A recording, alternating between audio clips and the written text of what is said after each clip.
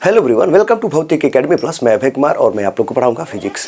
आज के लेक्चर में हम रेखीय आवर्धन से संबंधित ये न्यूमेरिकल्स को करेंगे।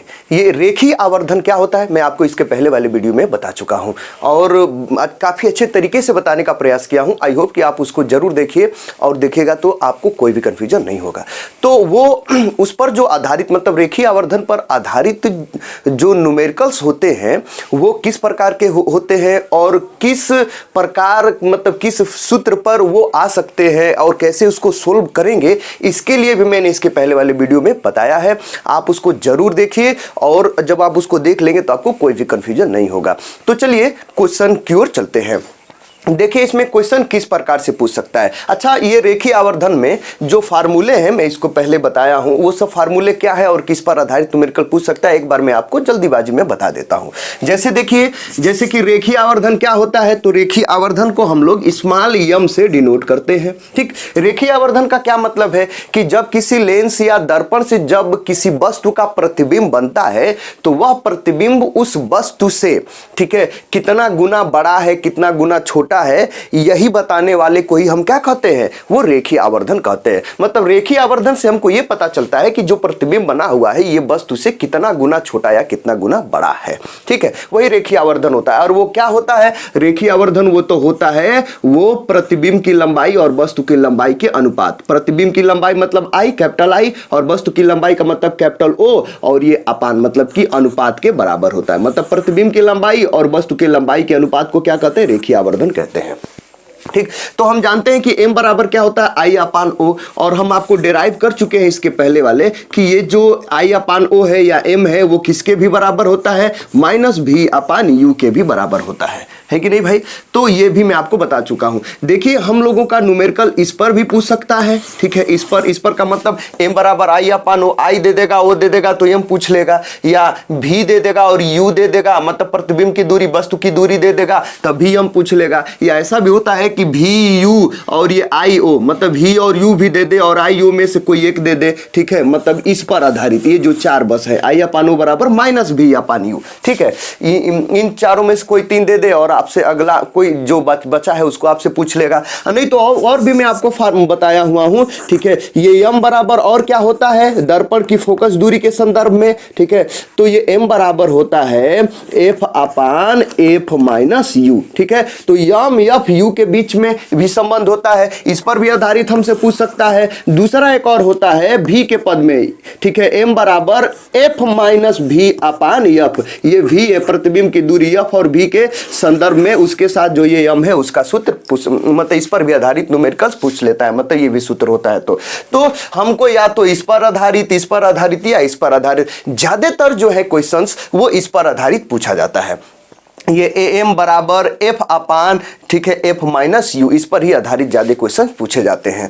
अब देखिए, अब इसमें पूछेगा तो देगा क्या, जैसे एम का मान दे देगा, ज्यादातर एम का मान दे देगा, यू का मान दे देगा और एफ आपसे क्या करेगा, पूछेगा। ठीक है, या इन तीनों में से कोई भी दो आपको दे देगा और तीसरा आपसे क्या करेगा भाई, पूछेगा। तो आपको क्या करना रहेगा, इसको सोल्व करना रहेगा। बस बात ये ध्यान देना है कि जो भी मान रखने इसमें वो चिन्ह के साथ रखने हैं और एक ही मात्रक में रखने। एक ही मात्रक का क्या मतलब होता है कि ऐसा नहीं कि एफ को मिलीमीटर में सेंटीमीटर में रख दीजिए और यू का मान जो है मिलीमीटर में रख दीजिए। ठीक है, एफ को मीटर में रख दीजिए और यू का मान ये सेंटीमीटर में रख दीजिए, ऐसा नहीं। मतलब कि एक ही मात्रक, लंबाई की एक ही मात्रक में उसका जो है ये मान रखे। ये सब आप जानते हैं, इसके लिए आप छोटे नहीं है कि नहीं भाई। और ये यम का मान कैसे डिसाइड करेंगे, इसका भी चिन्ह के साथ हमको मान रखना है, चिन्ह के एकदम साथ। तो वो चिन्ह के लिए मैं आपको बताया हूं कि क्या बताया हूं, जैसे मान लीजिए अवतल दर्पण है, अवतल दर्पण के द्वारा अगर किसी वस्तु का प्रतिबिंब वास्तविक बन रहा है तो वास्तविक बनता है अवतल दर्पण के द्वारा प्रतिबिंब, तो वो क्या होता है भाई, वो उल्टा होता है। उस स्थिति में जो ये यम का मान है वो माइनस होता है।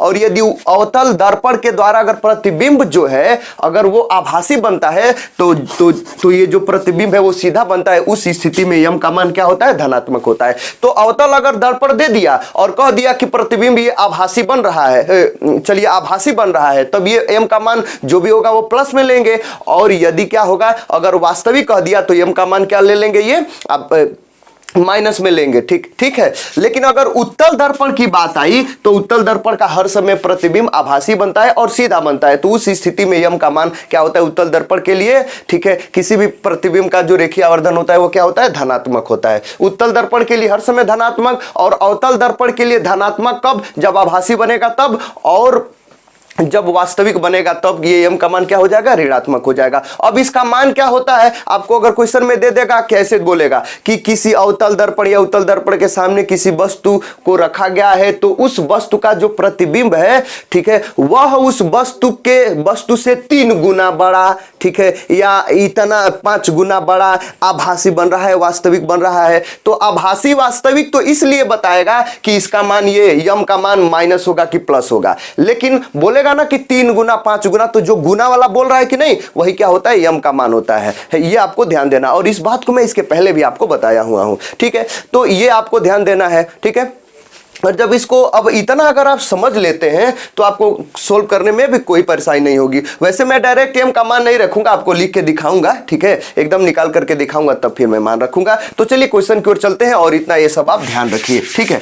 और ये जो इस पर आधारित जो न्यूमेरिकल है, जैसे कि ये रेखीय आवर्धन पर आधारित जो न्यूमेरिकल्स हैं, ठीक है, ये एक तो ये बोर्ड के एग्जामिनेशन, किसी भी बोर्ड का हो, ठीक है, उस बोर्ड के एग्जामिनेशंस के अकॉर्डिंग ये बहुत इंपॉर्टेंट है। और किसी भी जो इंटरमीडिएट या हाई स्कूल लेवल पर जो ये एंट्रेंस एग्जाम होता है, ठीक है, उसमें भी ये रेखीय आवर्धन पर ये न्यूमेरिकल्स को पूछता है या उससे संबंधित कोई चीजें पूछता है। तो ये इंपॉर्टेंट टॉपिक है और इसको आप मन से पढ़िए, एकदम मजा आ जाएगा, ठीक है।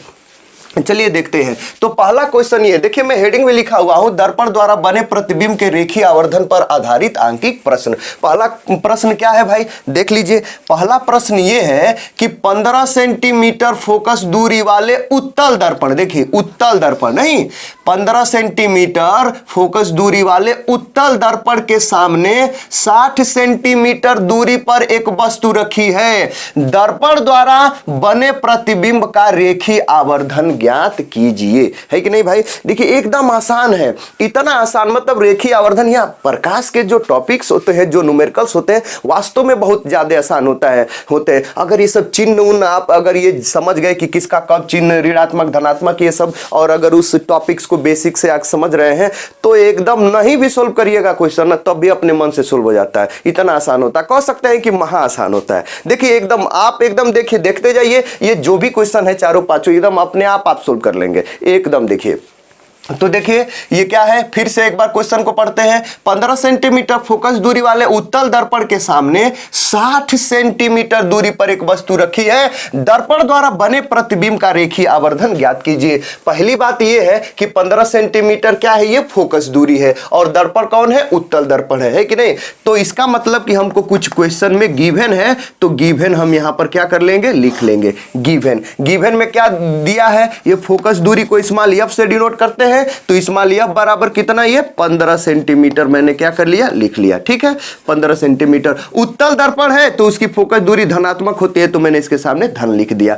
अब क्या दिया है, उसके सामने 60 सेंटीमीटर दूरी पर एक वस्तु रखी है। वस्तु की दूरी है, दर्पण से 60 सेंटीमीटर दूरी पर एक वस्तु, मतलब वस्तु की दूरी 60 सेंटीमीटर है, और वस्तु की दूरी को स्मॉल यू से डिनोट करते हैं, तो स्मॉल यू बराबर कितना हो जाएगा भाई, ये 60 सेंटीमीटर, 60 सेंटीमीटर। और वस्तु की दूरी हर समय क्या होती है, माइनस में होती है, माइनस में लिख दिया। हमसे पूछ रहा है कि रेखीय आवर्धन बताइए, दर्पण द्वारा जो प्रतिबिंब बन रहा है उसका रेखीय आवर्धन, मतलब आवर्धन निकालिए। तो ये यम हमको क्या करना है, निकालना है, ठीक है। रेखीय आवर्धन को यम से डिनोट करते, स्मॉल यम से यह यम को निकालना है। तो देखिए हमको एफ दे दिया है, यू दे दिया है, यम हमको निकालना है। कोई फार्मूला जानते हैं क्या भाई, एफ यम और यू के बीच में? तो देखिए यहां पर है यम बराबर F upon F minus you, है कि नहीं भाई, है? तो अब देखिए ये जो सूत्र है, इस पर आधारित न्यूमेरिकल्स एकदम कर लेंगे कि नहीं, एकदम उसी पर आधारित ये न्यूमेरिकल है, ठीक। तो अच्छा देखिए, इसको दूसरे प्रकार से भी सोल्व कर सकते हैं, लेकिन ये आसान है, इस तरीके से आप सोल्व करिए, ठीक है। देख लीजिए तो कैसे सोल्व करेंगे भाई, एकदम आसान, क्या आसान, ठीक। एकदम लिखेंगे हम जानते हैं, क्योंकि आप जान ना गए कि कौन सा आप फार्मूला उपयोग करेंगे भाई, हम जानते हैं। आप क्या जानते हैं? यही कि भाई यही वाला फार्मूला हम यूज करके इसी पर आधारित उसको सोल्व करेंगे। ठीक है, तो ये क्या हो जाएगा, यम बराबर कितना, एफ अपान ये एफ माइनस यू, हमने फार्मूला लिख दिया है कि नहीं। यम का मान हमको निकालना है, उसको जैसा का तैसा रहने दीजिए। यफ का मान जो दिया है लिख लीजिए, 15 एकदम प्लस में लिखे, ठीक है, ये प्लस में, ठीक। और अपान यफ का मान कितना है, प्लस 15 लिख ही दीजिए, ठीक। बीच में माइनस खुद ही है और यू का मान खुद माइनस है, तो उसको भी हम माइनस ही है, यहाँ पर 60 लिख देंगे, यू का मान 60 है। अब इसको चलिए सोल्व कर लेते हैं। तो जब हम सोल्व करेंगे तो क्या आ जाएगा भाई, देखिए ये यम बराबर कितना, ठीक है, ऊपर तो ये प्लस 15 मतलब 15 रहेगा ही, नीचे कितना है ये 15, और देखिए ये माइनस माइनस, ये जो माइनस ये है और ये माइनस 60 वाला माइनस माइनस गुणा होकर के प्लस हो जाएगा और ये हो जाएगा ये 60 हो जाएगा। तो यम बराबर आपको क्या मिलेगा, ऊपर तो रह जाएगा 15 और नीचे हो जाएगा 15 प्लस 60 कितना हो जाएगा, ये 75 हो जाएगा। काट लेंगे, देखिए सब प्लस में ही है कि नहीं। अब देखिए अब जब काट लेंगे तो कट जाएगा, 15 से कट जाएगा, 15 से एक बार में ये कट जाएगा, 5 बार में ये कट जाएगा, 15 पचे 75। तो फिर ये यम बराबर कितना हो जाएगा, 1 बटा कितना हो जाएगा, ये 5 आ जाएगा, है कि नहीं, धन में, ये ऋण नहीं धन में, यही आपका क्या है भाई, आंसर है, ठीक। और मैं आपको बताया कि रेखीय आवर्धन का कोई मात्रक उत्तरक नहीं होता है, तो ये मतलब m बराबर 1/5 आ गया, ठीक है, समझ में आ गया। तो ये इसका क्या रहा, आंसर रहा, ठीक। अब अगला क्वेश्चन चलते हैं, वो भी एकदम आसान है, देखिए, ठीक। अगला क्वेश्चन ये है, एक उत्तल दर्पण से, ठीक है, अच्छा मैं थोड़ा सा आपसे पूछ लूं, देखिए थोड़ा सा अगर मैं आपसे पूछ लूं यहां पर इस वाले क्वेश्चन में, ठीक, इस क्वेश्चन में देखिए ये यम बराबर 1/5 है, ये 1/5 1 से छोटा है क्या भाई, 1 से छोटा है ना। मैं आपको इसके पहले बताया हूं कि यदि यम का मान 1 से छोटा आ गया, इसका मतलब कि जो प्रतिबिंब बना होगा, है कि नहीं भाई, वो प्रतिबिंब बताइए कि वो वस्तु से छोटा होगा कि बड़ा होगा। तो यदि यम का मान 1 से छोटा, इसका मतलब प्रतिबिंब क्या है, ये वस्तु से छोटा ही होगा, ठीक है। और यम का मान यहां पर धनात्मक है ना, यम का मान धनात्मक आने का ही मतलब है कि भाई वो जो प्रतिबिंब है वह क्या है, सीधा बन रहा है, नहीं एकदम सीधा बन रहा है, ठीक है। अगर ये उल्टा बन जाता तो यहां पर माइनस आ जाता, ठीक है। तो ये भाई ये जो माइनस है ये बताता है कि उल्टा बन रहा है प्रतिबिंब की सीधा। तो आप क्या लिख सकते हैं, ये सीधा बन रहा है, प्रतिबिंब क्या है भाई, सीधा बन रहा है, ठीक है। और ये जो m का मान है ये 1/5, 1 से छोटा है ना, ये हमको ये बता रहा है, ठीक है, कि वो जो प्रतिबिंब क्या है भाई, वो छोटा बनेगा। नहीं समझ में आया, प्रतिबिंब क्या है, वो छोटा। वैसे भी उत्तल दर्पण है, उत्तल दर्पण के द्वारा सभी प्रतिबिंब क्या बनते हैं, छोटे बनते हैं और सीधे ही बनते हैं। वैसे भी आप क्या कर लिए, समझ गए। आगे के टॉपिक्स को आप ऐसे ही समझिए। चलिए अगला क्वेश्चन करते हैं, मजा आ जाएगा। बोल रहा है कि एक उत्तल, ठीक है, एक उत्तल दर्पण से 25 सेंटीमीटर दूर रखी वस्तु का प्रतिबिंब वस्तु की लंबाई का आधा बनता है, दर्पण की फोकस दूरी की गणना कीजिए। ये भी आसान है, ठीक है, देख लीजिए कैसे सोल्व करेंगे, ठीक। बोल रहा है कि एक उत्तल दर्पण, ठीक है, एक उत्तल दर्पण से 25 सेंटीमीटर दूर रखी वस्तु, मतलब कि ये जो 25 सेंटीमीटर है यह वस्तु क्या है, वह वस्तु की दूरी है। तो सबसे पहले तो यहां पर हम लिख लेंगे गिवन, अच्छे से एकदम सोल्व करिए। और देखिए किसी भी क्वेश्चंस को आप एकदम डायरेक्टली मत सोल्व करिए, ठीक है, एकदम अच्छे से लिख करके सोल्व करिए, ठीक है। जल्दी जल्दी में सोल्व करेंगे ना, एकदम जल्दी जल्दी में डायरेक्टली, तो डायरेक्टली दिमाग में जाता है और डायरेक्टली 1 आध 2 दिन बाद वो डायरेक्टली क्या हो जाता है, निकल जाता है, ठीक है। तो भाई आप एकदम आराम से सोल्व करिए, आराम से सोल्व करिए, एकदम दिमाग में धीरे धीरे सेट हो जाएगा, तो जल्दी से दिमाग में से जाएगा नहीं, ज्यादा देर तक रहेगा। घिचपिचा के जल्दी जल्दी घिचपिच करेंगे ना, तो घिचपिचा करके भाग भी जाता है, समझ रहे हैं। तो फिर इधर देखिए, तो भाई ये गिवन में हमको क्या दिया है, एक उत्तल दर्पण से 25 सेंटीमीटर दूर रखी वस्तु का प्रतिबिंब, मतलब ये जो 25 सेंटीमीटर है ये क्या है भाई, वस्तु की दूरी है। और वस्तु की दूरी को किससे डिनोट करते हैं, u से।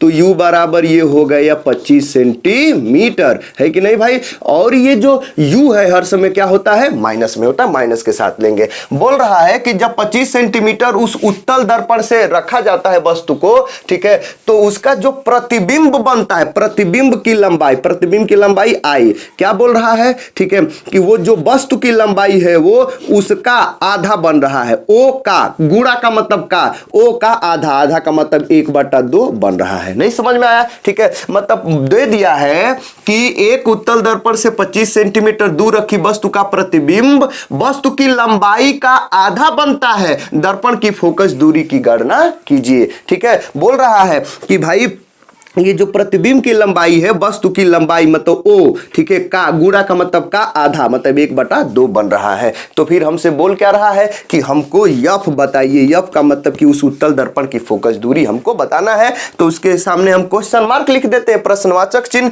कि भाई वही हमको निकालना है। ये हमको दे दिया, एकदम आसान है। थोड़ा सा देखिए, हमको यू दे दिया है ना, यू दे दिया है और यफ हमको निकालना है। फिर से यही वाला ये फार्मूला उपयोग कर सकते हैं, यम बराबर कितना, यम बराबर एफ अपान ये एफ माइनस यू, यही वाला। ठीक, तो हमको यू तो दे दिया है, यू इसमें दे दिया है, देखिए ये 25 सेंटीमीटर दे दिया है माइनस में, ठीक है, और ठीक है, और यम तो हम यफ तो हमसे पूछ ही रहा है। अगर हमको यम मिल जाता तो हम नहीं सोल्व कर लेते। तो यम ही के लिए तो ये दिया है आई बराबर 1/2, ये एम ही के लिए हमको दिया है। तो चलिए सोल्व कर लेते हैं।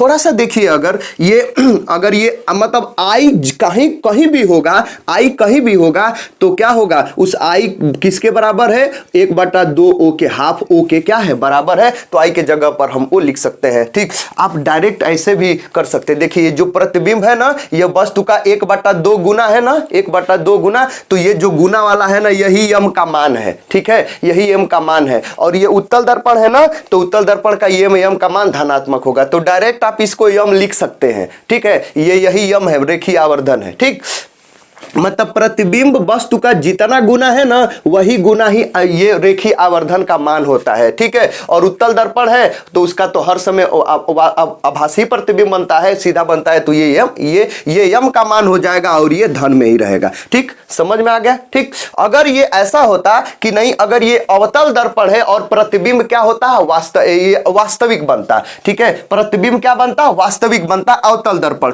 तो ये यम का मान होता। लेकिन वास्तविक प्रतिबिंब के लिए यही मान क्या हो जाता भाई, ये माइनस में हो जाता है, एम बराबर -1/2। जो गुना वाला होता है वही ये एम का मान होता है। अगर बोलता कि भाई ये अवतल दर्पण है और वो जो प्रतिबिंब है, ठीक है, वो आभासी बन रहा है, खैर होगा ही नहीं। आभासी के लिए ये 1/2 आभासी जब बनता है अवतल दर्पण के द्वारा, तो कभी भी वस्तु से बड़ा ही बनता है। तो यहां पर बड़ा वाला गुना वाला कोई रहना चाहिए। अगर मान लीजिए कि अगर ये बोलता अवतल दर्पण और बोल देता कि आभासी प्रतिबिंब बन रहा है, तो ये यम का मान हो जाता है 1/2 प्लस में। ठीक है, यही हमको सब चीजें बताना था। आगे ये सब सोचते रहिए। ठीक है, तो ये आप समझ गए। तो भाई ये अवतल दर्पण है, ये उत्तल दर्पण है। यू का मान दे दिया है, आई का मान ये दे दिया है, यफ का मान हमको निकालना है। यू दे दिया है, यफ निकालना, हमको यम का आवश्यकता पड़ रहा है, तो हम यम हम निकाल सकते हैं। लिख रहे हैं कि हम जानते हैं। ये भाई आप क्या जानते हैं, रेखीय आवर्धन स्मॉल यम बराबर होता है आई अपान ओ होता है कि नहीं। अब देखिए, लेकिन जब ये अवतल दर्पण है, सॉरी ये उत्तल दर्पण है, उत्तल दर्पण देखिए ये उत्तल दर्पण है। उत्तल दर्पण के द्वारा जो प्रतिबिंब बनता है वो क्या बनता है, सीधा बनता है ना। तो ये वस्तु की लंबाई, जैसे कि उत्तल दर्पण अगर यहां पर मैं बना दूं, जैसे मान लीजिए ये उत्तल दर्पण, तो यहां पर वस्तु रखा जाता है, ये ओ है, ओ भी धनात्मक में होता है ऊपर की ओर वाई अक्ष में। ठीक है, वाई अक्ष में, ये वाई अक्ष में ऊपर की ओर ये भी धनात्मक, और प्रतिबिंब यहां पर बनता है यहां पर। ठीक है, तो वो भी वाई अक्ष में धनात्मक, मतलब प्रतिबिंब की लंबाई और वस्तु की लंबाई दोनों धन में होती है। तो इसको भी हम धन में लिख लेंगे और इसको भी क्या कर लेंगे, धन में लिख लेंगे। ठीक है, समझ में आ गया। तो ये धन लिख लिए, धन एकदम ठीक। अब देखिए इस आई की जगह पर हम क्या लिख सकते हैं, 1/2 इंटू ओ लिख सकते हैं कि नहीं। और ये नीचे तो ओ ही है, इस आई की जगह पर बस यही लिख दिए जो ये दिया हुआ है, और नीचे ओ है, ओ से वो कट गया। तो ये बताइए कि यम बराबर कितना आ गया भाई, एम बराबर कितना आ गया, खुद बताइए। यम बराबर आपको पता चल गया 1/2 प्लस में, है कि नहीं। यम का मान आपको पता चल गया, इसका मात्रक नहीं होता है। जब यम का मान पता चल गया, यू दे दिया है, तो यफ आप नहीं निकाल सकते सकते हैं, ठीक है, लिखेंगे हम जानते हैं, ठीक है, आप क्या जानते हैं, वही वाला फार्मूला आप जानते हैं। कौन वाला फार्मूला, ठीक है, इसको मिटा देते हैं नहीं तो आप कंफ्यूज होंगे, ठीक।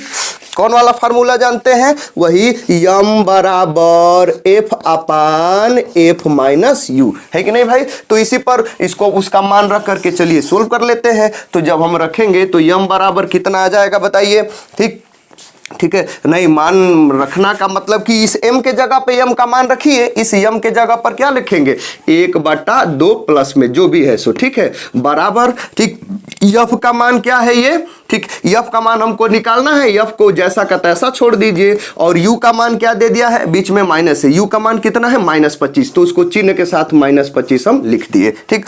अब जब इसको सोल्व करेंगे तो ये 1/2 बराबर ये f अपान ये कितना हो जाएगा f और माइनस ये माइनस माइनस क्या हो जाएगा प्लस, तो f प्लस 25 हो जाएगा। अब इसका तिर्यक गुणा करेंगे तो जब आप तिर्यक गुणा करेंगे तो कितना हो जाएगा, देखिए f प्लस 25 का 1 में और 2 का f में करेंगे तिर्यक गुणा, तो इधर आ जाएगा आपका ये f प्लस 25 और उधर हो जाएगा ये 2f है, हो जाएगा कि नहीं।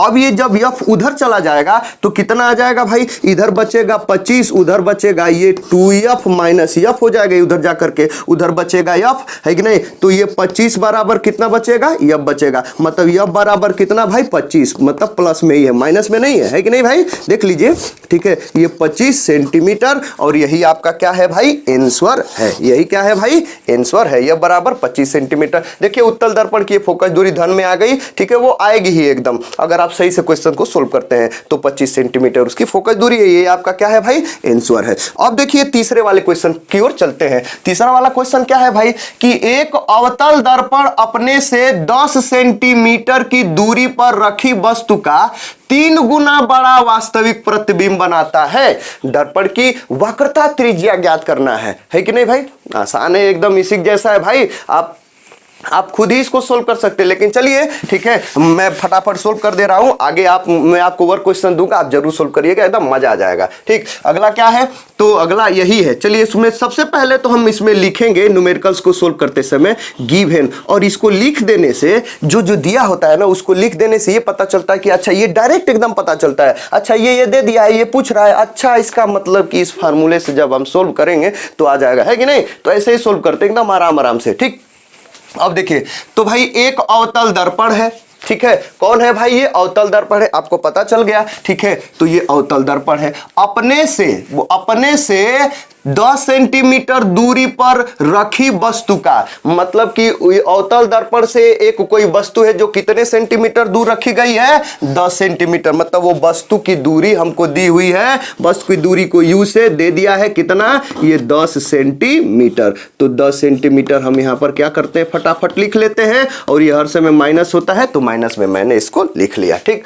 अब बोल रहा है कि 10 सेंटीमीटर दूरी पर रखी वस्तु का 3 गुना बड़ा वास्तविक प्रतिबिंब बना रहा है, पहला कितना गुना 3 गुना, दूसरा प्रतिबिंब कैसा बना रहा है वास्तविक बना रहा है, तो दर्पण की वक्रता त्रिज्या ज्ञात करनी है, ठीक है। देख लीजिए ये 3 गुना बड़ा वास्तविक प्रतिबिंब बना रहा है, नहीं मतलब बोल रहा है कि ये जो प्रतिबिंब की लंबाई है कि नहीं है, ठीक है, वह वस्तु की लंबाई ओ का कितना है, ओ का गुणा का मतलब का कितना है 3 गुने के बराबर है कि नहीं भाई, मतलब I बराबर 3 इंटू ओ इतना दिया है, ठीक है। और हमसे पूछ क्या रहा है, ठीक है, वक्रता त्रिज्या पूछ रहा है, वक्रता त्रिज्या कैपिटल R हमसे पूछ रहा है। ए भाई वक्रता त्रिज्या तो हम यम के पद में कहीं वक्रता त्रिज्या ऊर्जा है कि नहीं है, ठीक है, कोई सूत्र उत्र नहीं है, खैर वो तो हम बना सकते हैं, ठीक है, लेकिन वक्रता त्रिज्या हम तभी निकाल पाएंगे जब हमको क्या मिल पाएगा, फोकस दूरी मिल पाएगा।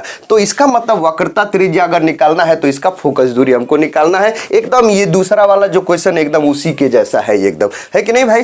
तो वक्रता त्रिज्या निकालने के लिए सबसे पहले हमको फोकस दूरी निकालना पड़ेगा, मतलब u दे दिया और I बराबर 3 ओ दे दिया, ठीक है, और ये हमको क्या पूछ रहा है, ये वक्रता त्रिज्या पूछ रहा है। अच्छा ये जो प्रतिबिंब है, ये प्रतिबिंब क्या है भाई, ये वास्तविक है ना, तो वास्तविक यहां पर हम लिख दे रहे हैं, समझ रहे हैं, वास्तविक प्रतिबिंब है, तो एकदम आंसर आ गया, देख लीजिए, ठीक।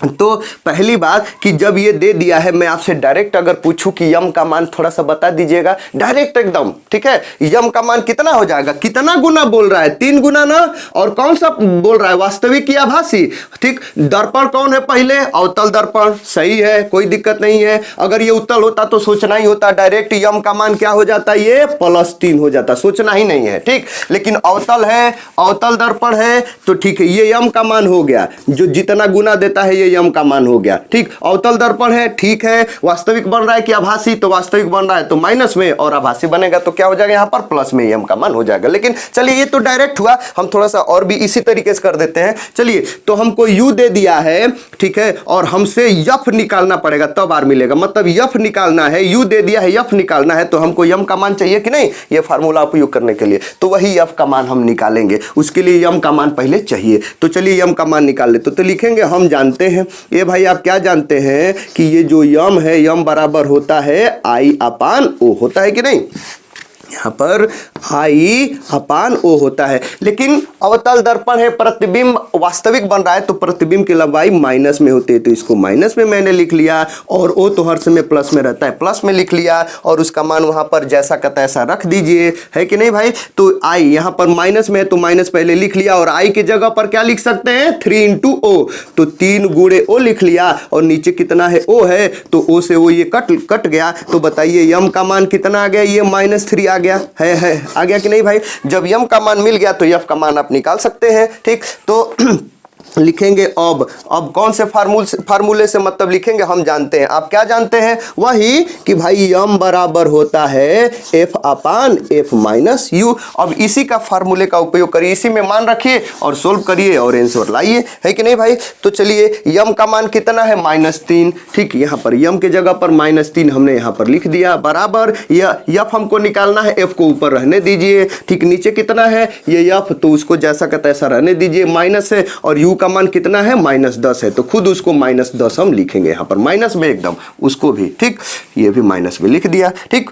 अब उसके बाद से अगर हम इसको सोल्व करें, ठीक, तो देखिए ये -3 है ही, ठीक, -3 बराबर ऊपर ये यफ है, ठीक है, और ये यफ और ये माइनस माइनस क्या हो जाएगा, ये प्लस हो जाएगा, मतलब नीचे F+10 हो जाएगा, यफ धन 10 हो जाएगा, ठीक। तो अब इसका क्रॉस मल्टीप्लिकेशन करेंगे, है कि नहीं भाई, इस F+10 में 3 का और यफ का तो उधर करने ही नहीं है, तो कितना हो जाएगा यहाँ पर, ठीक है, क्रॉस मल्टीप्लिकेशन करेंगे तो -3 गुणे कितना हो जाएगा, F+10, और उधर क्या बचेगा भाई, ये यफ बचेगा, तो इधर कितना हो जाएगा, -3 यफ माइनस ये कितना -3, और ये कितना हो जाएगा, -3 गुणे 10, मतलब माइनस ये 30 हो जाएगा, और उधर बचेगा यफ, ठीक है। अब क्या कर सकते हैं, अब इसको उधर लेके जा सकते हैं, -3 यफ को उधर लेकर के चले जाएंगे तो 4 यफ हो जाएगा, नहीं, तो इधर बचेगा -30, और उधर जब इधर चला जाएगा तो -3 उधर +3 हो जाएगा, और ये एक 3 + 3 यफ है ही, और ये यफ कितना हो जाएगा, +4 यफ, डायरेक्ट एकदम 4 यफ लिख देते हैं। तो यफ बराबर कितना आ जाएगा बताइए, यफ बराबर कितना, ठीक है, 30/4 माइनस में, मतलब इसका मान आ जाएगा, जब आप सोल्व करेंगे तो कितना आ जाएगा भाई, ये 15 बार में कटेगा, मतलब 7.5 -7.5 सेंटीमीटर आएगा कि नहीं भाई, -7.5 सेंटीमीटर आ गया, मतलब यफ का मान है -7.5 सेंटीमीटर, ये आ गया, ठीक। अब जब यफ आ गया, अतः आर बराबर, यहां पर डायरेक्ट लिखिए, अतः आर बराबर, ठीक है, आर बराबर कितना होता है भाई, 2f नहीं होता है, या f बराबर r/2, तो r का मान, ठीक है, एकदम चिन्ह के साथ, यहां पर 2 तो रख ही लेंगे, f का मान कितना है, -7.5, तो जब आप इसको सोल्व करेंगे तो कितना आ जाएगा भाई, ठीक है, तो -7.5 कितना हो जाएगा, गुणे 2 बराबर कितना हो जाएगा, ठीक है, -15 सेंटीमीटर, -15 सेंटीमीटर ही क्या होगा भाई, इसका आंसर होगा, मतलब r का मान होगा, आप समझ गए होंगे, है कि नहीं भाई, -15 सेंटीमीटर, समझ गए आप, ठीक। कंफ्यूजन आना नहीं, एकदम आराम से सोल्व करना है, ठीक। तो इसका आर का मान मिल गया -15 सेंटीमीटर। अब चलिए अब अगला क्वेश्चन करते हैं, अगला क्वेश्चन भी आसान है, ठीक है, लगभग इसी के जैसा वो भी है लेकिन आसान है। चलिए अगला क्वेश्चन करते हैं। अगला क्वेश्चन क्या है भाई, 10 सेंटीमीटर फोकस दूरी वाले अवतल दर्पण से कितनी दूरी पर एक वस्तु रखा जाए कि भाई उसका 5 गुना बड़ा प्रतिबिंब बने, जबकि प्रतिबिंब पहला केस कब सोल्व करना है, जब प्रतिबिंब क्या हो, आभासी हो, और दूसरा कब सोल्व करना है, जब प्रतिबिंब ये पहला कब सोल्व करना है, जब प्रतिबिंब वास्तविक हो, और दूसरा कब सोल्व करना है, जब प्रतिबिंब क्या हो, आभासी हो। दोनों केस में आपको सोल्व करना है, ठीक है। तो मैं डायरेक्ट थोड़ा सा बताने का प्रयास कर रहा हूं। देखिए मतलब आसान है भाई, एकदम इसी के जैसा है, ठीक है। चलिए कोई दिक्कत परेशानी नहीं, ठीक। तो थोड़ा सा यहां पर मैं बांट लेता हूं दोनों को अलग अलग सोल्व करने के लिए, ठीक। दोनों को यहां पर, और यहां पर मैं लिख लिया गिवन, ठीक है। जो गिवन होता है वो हम सोल्व करेंगे, ठीक ठीक। या रहने दीजिए, ऐसे गिवन पहले ना लिखिए, क्या बोल रहा है, ठीक है। दोनों केस में ना यहां पर पहला हम सोल्व करेंगे, तो यहां पर लिख लीजिए पहला क्या भाई, जब प्रतिबिंब क्या हो, वास्तविक हो। तो यहां पर लिख ले रहा हूं वास्तविक प्रतिबिंब के लिए, ठीक है। वास्तविक प्रतिबिंब की स्थिति में, वास्तविक प्रतिबिंब की स्थिति में, प्रतिबिंब, ठीक है, प्रतिबिंब की स्थिति में आप समझ गए होंगे, प्रतिबिंब की स्थिति में, ठीक। तो वास्तविक प्रतिबिंब की स्थिति के लिए क्या हो जाएगा, और इधर मैं क्या लिख लूं भाई, दूसरा हमको सोल्व करना है क्या, आभासी प्रतिबिंब की स्थिति में। तो यहां पर लिख ले रहा हूं आभासी प्रतिबिंब की स्थिति में, प्रतिबिंब की स्थिति में, आप समझ गए होंगे, ठीक। तो कोई दिक्कत नहीं, एक बार और क्वेश्चन को पढ़ते हैं, ठीक। बोल रहे हैं कि भाई 10 सेंटीमीटर फोकस दूरी वाले, मतलब कि 10 सेंटीमीटर फोकस दूरी है वाले एक अवतल दर्पण है, अवतल दर्पण 10 सेंटीमीटर फोकस दूरी वाले अवतल दर्पण से कितनी दूरी पर एक वस्तु रखा जाए, कितनी दूरी पर एक वस्तु रखा जाए, मतलब वस्तु की दूरी हमसे पूछ रहा है, कितनी दूरी पर एक वस्तु रखा जाए कि उसका 5 गुना बड़ा प्रतिबिंब बने, जबकि प्रतिबिंब वास्तविक हो। मतलब कि वास्तविक प्रतिबिंब बनाने के लिए मतलब 5 गुना इस अवतल दर्पण के द्वारा, ठीक है, जिसकी फोकस दूरी 10 सेंटीमीटर है, अवतल दर्पण के द्वारा जिसकी फोकस दूरी 10 सेंटीमीटर है, ठीक है, अगर प्रतिबिंब हमको क्या बनाना है, 5 गुना बड़ा और वास्तविक बनाना है, तो फिर उस अवतल दर्पण से उस वस्तु को कहां पर रखना पड़ेगा, ठीक। और उसी प्रकार बोल रहा है कि उसी अवतल दर्पण के सामने जिसकी फोकस दूरी 10 सेंटीमीटर है, उस वस्तु को कहां पर रख दें, कितनी दूरी पर रख दें कि उसका प्रतिबिंब 5 गुना बड़ा बने और क्या बने, आभासी बने, ठीक है। दोनों एकदम, तो वो होता है अवतल दर्पण जो होता है ना, वो अगर वास्तविक प्रतिबिंब बना रहा है, वास्तविक प्रतिबिंब, तो वो प्रतिबिंब वस्तु से छोटा भी बनाता है, बराबर भी बनाता है और बड़ा भी बनाता है, लेकिन आभासी के हर टाइम पर तो वो बड़ा ही बनाता है। तो बड़ा बनाने के लिए ये जो अवतल दर्पण है, वह जो अवतल दर्पण है, वह किसी वस्तु का प्रतिबिंब अगर बड़ा बनाएगा तो बड़ा वास्तविक भी बनाता है और आभासी भी बनाता है। इसीलिए दो प्रकार के एक ऐसा दोनों क्वेश्चन भी दे देता है, ठीक है। तो वास्तविक प्रतिबिंब की स्थिति के लिए ये भाई हमको गिवन क्या है, तो चुपचाप यहां पर लिख लीजिए गिवन, ठीक है। गिवन वास्तविक प्रतिबिंब की स्थिति के लिए गिवन क्या है, फोकस दूरी हमको दे दिया है एफ बराबर कितना, ठीक है, ये 10 सेंटीमीटर, 10 सेंटीमीटर अवतल दर्पण है, तो माइनस में इसकी फोकस दूरी होगी, माइनस में हम लिख लिए, ठीक। अब बोल रहा है, क्या बोल रहा है, कितना गुना बोल रहा है, अच्छा ठीक है। क्या पूछ रहा है, पूछ क्या रहा है भाई, यू हमसे पूछ रहा है कितना दूरी पर रखेंगे, ठीक है, समझ में आ गया, ठीक। और दे दिया है कि ये जो प्रतिबिंब की लंबाई है ना, ये वस्तु की लंबाई का 5 गुना होना चाहिए, मतलब आई बराबर 5 हो। वास्तविक प्रतिबिंब बन रहा है, अब मैं आपको बताऊंगा नहीं, डायरेक्ट यहां पर अगर आई बराबर 5 दे दिया है और ये अवतल दर्पण है, अवतल दर्पण है, ठीक है, और वास्तविक प्रतिबिंब बन रहा है, ठीक है, और ये हमको दे दिया आई बराबर 5 मतलब 5 गुना बढ़ रहा है, तो डायरेक्ट आप यहां पर लिख सकते हैं यम बराबर कितना, -5। तो आपको मिल गया यम का मान -5। तो देखिए यम का मान दे दिया -5, जो गुना वाला होता है वही होता है कि नहीं भाई, वास्तविक बन रहा है तो ये माइनस हो गया, ठीक। तो अब देखिए ये हो गया। अब आप यम का मान आपको मिल गया, एफ का मान दे दिया, यू का मान आपको निकालना। फिर से वही वाला हम क्या करेंगे, सूत्र में लगाएंगे। ठीक है, क्या होता है, लिखेंगे हम जानते हैं। ठीक है, हम जानते हैं। कौन सा सूत्र आप जानते हैं भाई, वही यम बराबर F upon F minus you वाला सूत्र आप जानते हैं। और इसी पर मान रख करके सोल्व कर दीजिए। यम का मान कितना, -5। इसी के जगह पर देखिए, इसी का हम उपयोग कर रहे हैं, इसी का उपयोग। ठीक है, तो ये यम के जगह पर -5, बीच में बराबर एफ के जगह पर, ठीक है, -10 एकदम चिन्ह के साथ लिखिए। और नीचे क्या है भाई, ये एफ के जगह पर ये -10। ठीक है, ठीक, इसको ऊपर लिख दे रहा हूं, इसमें छोटा छोटा आपको हो सकता है ना दिखे। ठीक, तो यहां पर लिख दे रहा हूं, एकदम आसान। देखिए, ठीक, जब यहां पर मैं लिखूंगा तो क्या होगा, ठीक, इसी को तो यम के जगह पर कितना, ये -5 मैंने लिख दिया। ठीक है, बराबर एफ के जगह पर -10 मैंने लिख दिया। नीचे क्या है भाई, एफ के जगह पर -10 हो गया, और बीच में ये माइनस यू। ठीक है, यू को चिन्ह के साथ नहीं रखना है, जैसा है वो, जिसको मान निकालना होता है उसको जैसा ऐसा ही रहने देते हैं। ठीक, अब इसको सोल्व करेंगे तो इधर आ जाएगा -5 बराबर, उधर है -10, और इधर कितना हो जाएगा, -10 माइनस यू हो जाएगा। ठीक, एकदम अच्छे से। अब इसको गुणा कर लीजिए। ठीक है, ये -10 माइनस यू का -5 में, और उधर तो -10 बचा ही है। तो जब -5 का जब इसमें गुणा करेंगे तो -5 का जब इसमें गुणा करेंगे तो कितना हो जाएगा, माइनस माइनस प्लस। डायरेक्ट थोड़ा सा कर दे रहा हूं, कितना हो जाएगा, प्लस। ठीक है, ये 50 हो जाएगा कि नहीं, +50। और ये भी प्लस हो जाएगा, -5 का माइनस यू में करेंगे तो +5 यू हो जाएगा, और उधर -10 बचेगा। उधर क्या बचेगा, -10 बचेगा।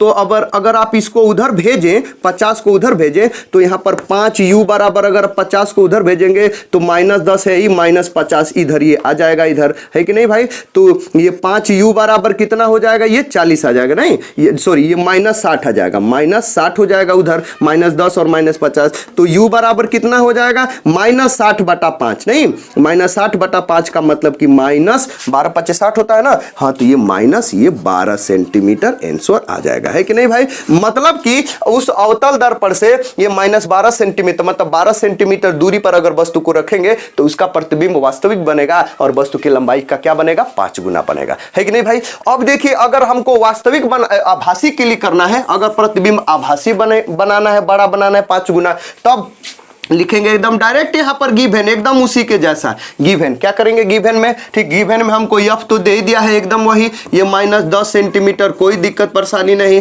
ठीक, और हमसे यू क्या कर रहा है, ये पूछ रहा है, यू हमसे क्या कर रहा है, पूछ रहा है। और हमको दिया है आई बराबर कितना, वही 5 गुणे ओ, मतलब वस्तु के लंबाई का 5 गुना। ठीक है, और ये दे दिया है, और क्या बोल रहा है, आभासी प्रतिबिंब के लिए है ना। तो आभासी प्रतिबिंब के लिए जब ये दे दिया है 5 गुना, तो डायरेक्ट आप लिख सकते हैं अतः करके।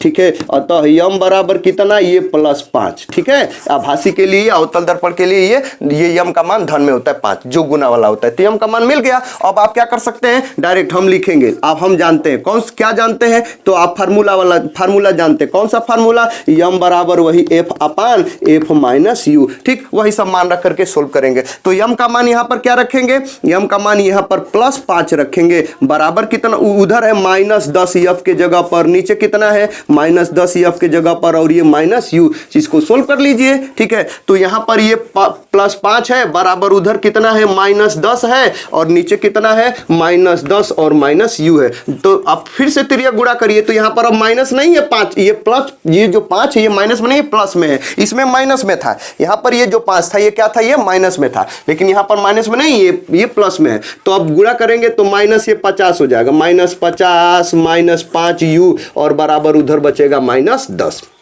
-10 उधर बचेगा। अब इसको सोल्व करिए, तो जब आप सोल्व करेंगे तो इधर हो जाएगा, ये तो -5 यू बचेगा, और ये उधर जाएगा तो ये प्लस ये 50। ठीक है, ये -10 है ही, उधर ये -50 जाकर के +50 हो जाएगा, है कि नहीं। और इधर बचेगा -5 यू, बराबर उधर हो जाएगा प्लस कितना भाई, ये 40 हो जाएगा। तो यू का मान जब आप निकालेंगे, -5 जब उधर ट्रांसफर कर देंगे तो कितना हो जाएगा भाई, ये प्लस ये 40/-5 हो जाएगा, तो 8×5 40। तो u बराबर कितना हो जाएगा, -8 सेंटीमीटर आ जाएगा। नहीं समझ में आया, ठीक है, मतलब ये यही आपका आंसर है। ठीक है, मतलब ये कि अगर उस अवतल दर्पण के सामने अगर 8 सेंटीमीटर दूरी पर, ठीक है, अगर रख दिया जाए, ठीक है, ये उस वस्तु को 8 सेंटीमीटर दूरी पर, तो उसका आभासी प्रतिबिंब बनेगा और वस्तु की लंबाई का 5 गुना बनेगा। ठीक है, अगर आप ये और ये अगर अच्छे से आप समझ गए हैं तो इसी पर आधारित मैं आपको एक वर्क क्वेश्चन दे रहा हूं। ठीक है, उसको करिए और एकदम आराम से कर लेंगे। ठीक है,